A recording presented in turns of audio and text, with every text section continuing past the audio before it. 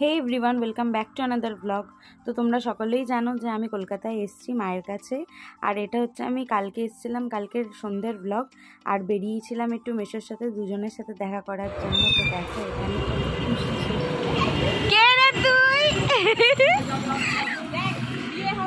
বল high, বল high.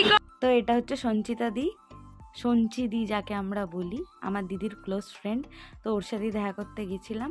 আর মাসিকে আনতে গেছিলাম। মাসি আর সঞ্চিদি একই অফিসে কাজ করে। আর ওখান দিয়ে দেখো মাসি দেখে নিয়েছে কি হাসি আমাকে দেখে। মানে মাসির কাছে এটা একটা আনএক্সপেক্টেড ছিল যে অফিস থেকে বেরিয়ে হঠাৎ মানে সাডেন আমাকে দেখবে। কেসা লাগা সারপ্রাইজ। তো দেখতেই পেলে কত খুশি। তো তারপরে নেক্সট দিন সকালে ঘুম থেকে উঠে ফ্রেশ হয়ে একটু বাইরের দিকে এসেছিলাম, মানে আমার বাড়ির পিছন দিকে। আর ওখানে মেশো বলছিল যে, আমি যখন ভিডিও করছিলাম মেশো বলছে এখন কাঁঠাল পারবো, তারপরে আম পারবো, এরকম করে হাসাচ্ছিল। তো যাই হোক, আমি তখন এটাই বলছিলাম যে এটা আমাদের মাঠকাম বাগান, কারণ কি এটা আগে মাঠ টাইপের ছিল। তো তারপরে মা এখানে অনেক রকম গাছ লাগিয়েছে, যেটা দেখো আমার পেছনে কলা গাছ, কাঁঠাল গাছ, আম গাছ আছে, পেয়ারা গাছ আছে। তো তারপরে তোমাদের সাথে সবটাই শেয়ার করছি। আর এখানে দেখো মা কাজ করছে, মা মানে রান্নার জন্য সব সরঞ্জাম রেডি করছিল। আর এখানে মেশো বসে বসে চা খাচ্ছিল। আর কি যে বলছিল ভগবান জানে। আবার এদিকে আম পাড়ার কথা বলছিল, দেখো। হ্যাঁ, আম পাড়বে। আগে কিছু বলবে না, ঠিক আছে? মা জানলে কিন্তু পারতে দেবে না। তো এই যে আমাদের বাড়ির গাছ, এটা টগর ফুল গাছও লাগানো হয়েছিল। এর পাশেই ছোট্ট করে একটা আম গাছ আছে, আর তার পাশেই পেয়ারা গাছ ছিল। এই আম গাছটা কখনো আম হয়নি, কিন্তু বাড়ির সামনে মানে আরেকটা যে আম গাছ ওটা বাড়ির পিছন দিকেই, কিন্তু ওটা পিছন দিক দিয়ে অতটা দেখা যায় না কাঁঠাল গাছের জন্য। কাঁঠাল গাছে এত কাঁঠাল হয়েছে। তো ওটা এই যে এবার সামনে দিকে যাচ্ছি।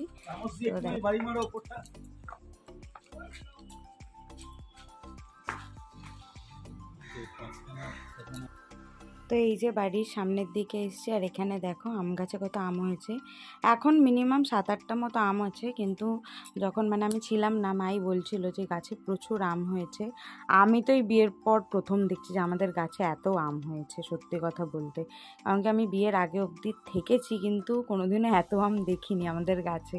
হতো 2-1টা হতো, বাট এই যে এই প্রথম দেখছি এতগুলো আম হয়েছে।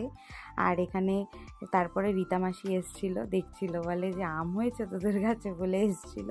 আর এই যে দেখো আমাদের গাছে কাঁঠাল প্রায় 48-50টা এরকম তো হয় কাঁঠাল। আর এখন অনেক ছোট ছোট দেখছো, অনেক বড় বড় হয়, মানে তোমাদেরকে না দেখালে তোমরা বিশ্বাস করবে না। যারা দেখেছে বা খেয়েছে আমাদের গাছের কাঁঠাল, ঠিক আছে, তারা ভালো মতো জানে ঠিক কতটা স্বাদ হয় আর ঠিক কত বড় বড় হয়, মানে বিশাল বড় বড় হয়। কখনো যদি সুযোগ হয় আমি তোমাদেরকে অবশ্যই দেখাবো। আর এইবারে না বেশিরভাগ কাঁঠাল ইঁচড় হিসাবেই খেয়ে নেওয়া হয়েছে, মানে অনেক বেশি বড় হয়ে গেলে না দেখছি নষ্ট হয়ে যাচ্ছে, তাই ইঁচড় হিসাবেই নামিয়ে খেয়ে নেওয়া হচ্ছে। আর এখানে দেখো কলা গাছ, বেশ এখন ছোট ছোট কলা রয়েছে, বেশ ভালো বড় ফানা হয়। আর এদিকে হচ্ছে মোচাও ধরেছে।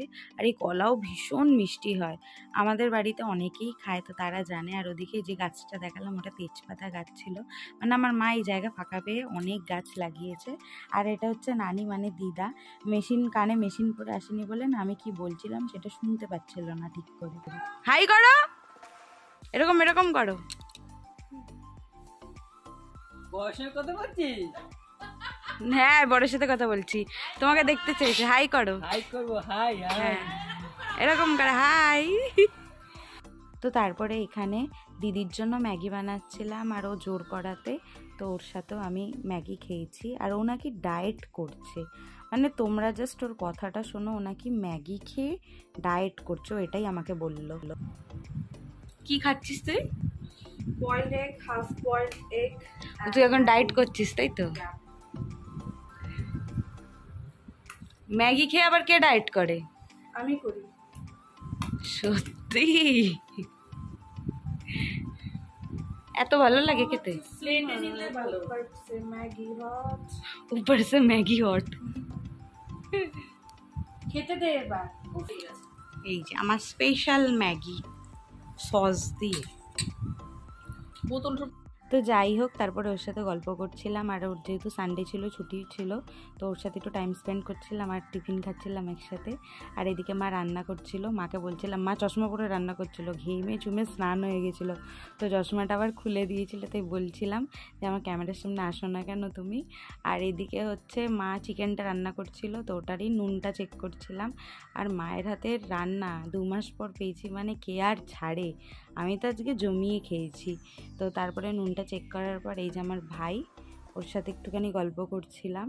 আর ওকে দেখো না, খুব ভেলতাল বকে, মানে ও যদি একবার কথা বলা শুরু করেছে, মানে ভুল ভাল ভেলতাল, মানে ওকে যে যা বলবে ও সেটাই করে। তোমরা জাস্ট দেখো ওর কথা শুনে। তোরকে বল যে দাঁত দুটো কি খুলে নেবো? দাঁত দুটো খুলে নেবো? খুলে যাবে কি? খোলা যাবে কি? কিন্তু তো খোলা যাবে না। হ্যাঁ, কিন্তু খোলা যাবে না। খুলে যাবে না? না, ক্যামেরা তোর এদিকে, তুই কোথায় তাকাচ্ছিস? ওর দাঁত দেখো। তোমাকে আমরা ভালোবেসে কি নামে ডাকি? মূলো। পটেটো। পটেটো, আলু। ও হ্যাঁ, আলু বলে তো ডাকি। আমিও ভুলে গেছি ওটা আমি কি বলে ডাকি। আর হচ্ছে রেডিশ। রেডিশ। রেডিশ এইগুলো। রেডিশ মূলো মূলো। আর এটা হচ্ছে আমার বড় মামার ছেলে, তোমরা মিনি ব্লগে আমার বড় মামাকে দেখেছো। আর এটা হচ্ছে মামার ছেলে, আমাদের আরও একটা কিউট ভাই। ও ফার্স্টে বুঝতে পারেনি যে আমার ক্যামেরাটা অন ছিল, তো তারপরে যখন বলেছি যে আমি ভিডিও করছি, ওর তো মাথায় হাত, আর ও বারবার বলছে দিদি ভিডিও করো না। তোমরা দেখো, জাস্ট এত গরম পড়েছে, চুলই কাটতে চায় না। ওর চুলটা এত প্রিয়, আর কি ঘন চুল ওর, মানে মেয়েদের মাথায় এরকম চুল থাকলে মানে ভালো লাগে। আর ওর দেখো, এই গরমে ওকে কতবার বলা হয় ভাই চুল কাট, কিছুতেই কাটে না। তো এই চুল কাটা নিয়ে ওর পেছনে লাগছিলাম।